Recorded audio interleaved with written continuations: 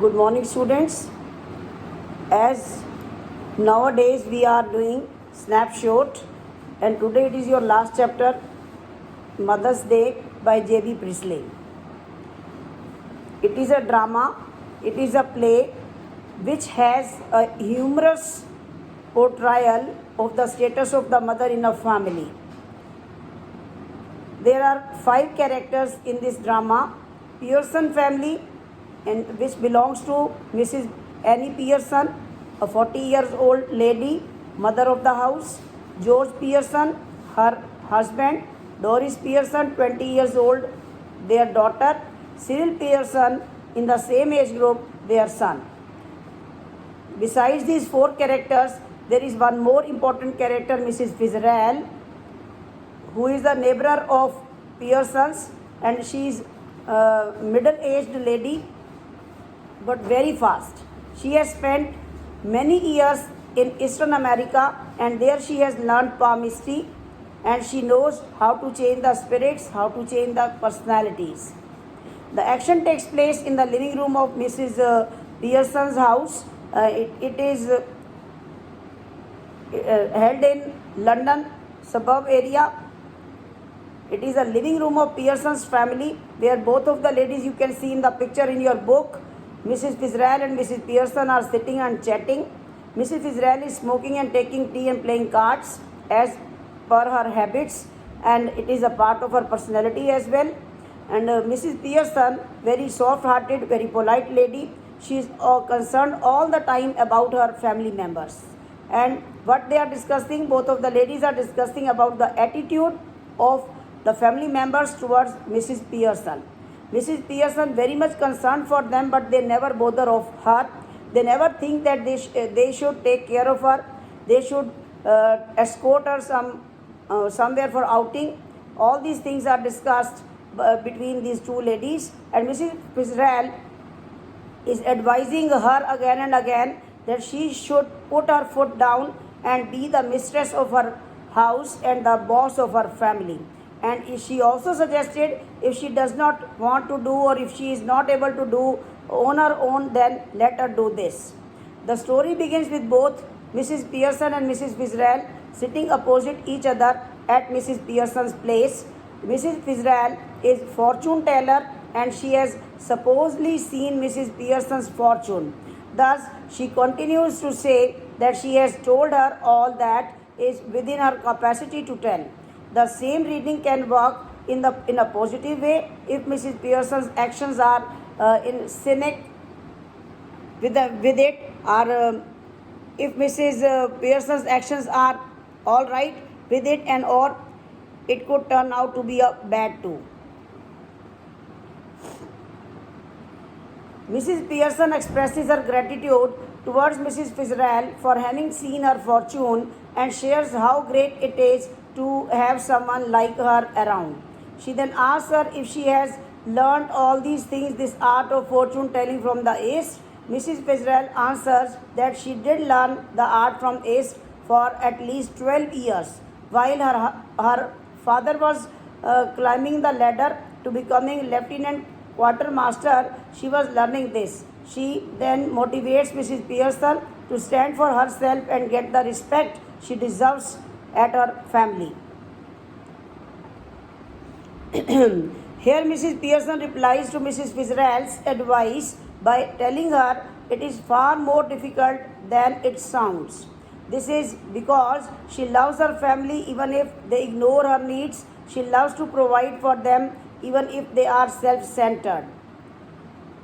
Mrs. Fitzgerald wants Mrs. Pearson to realize that it is not that difficult if she really tries. Moreover, she thinks it would add to their well-being as well if they behaved with love and respect with her. Mrs. Pearson agrees with that, and Mrs. Fitzgerald has to say. Mrs. Fitzgerald says they need to learn to treat Mrs. Pearson certainly, and she further adds that none of them, neither her husband, daughter or son, had turned out positively as a result of being spoiled by Mrs. Pearson herself. She enables her to see how running after them, handling their orders, doing all their tasks for them and staying home while they enjoy every night is harmful for Mrs. Pearson as well as her family. She explains how it should be the other way round. The family must treat wives and mothers with full respect and be after them instead of throwing orders. Mrs. Fitzgerald bluntly tells Mrs. Pearson not to act unknown as she is completely aware of the situation. Mrs. Pearson hesitantly says that she often tries to give her and the family clues in between conversation. Mrs. Fitzgerald is trying to make her understand that it is high time and Mrs. Pearson's family should respect her now, and that would require more than just clues. And they need to be brought on track, otherwise, they will never be improved. Mrs. Pearson understands what Mrs. Fitzgerald is trying to say, but she cannot stand giving them any discomfort. She wants to clear it out with her family and take her stand, but she just doesn't know how to take the first step. Just as she is saying this, she notices that it is time for everyone to come back home, and immediately she gets worried about how nothing is ready for them to come home to, and they will probably have to rush out again. She tries to get up and make arrangements for her family. Mrs. Fitzgerald stops her from doing so. Very easily, while lighting another cigarette, she asks Mrs. Pearson to begin at the very moment. She tells her to stop providing for them all the time and let them experience what it feels like to do things on their own.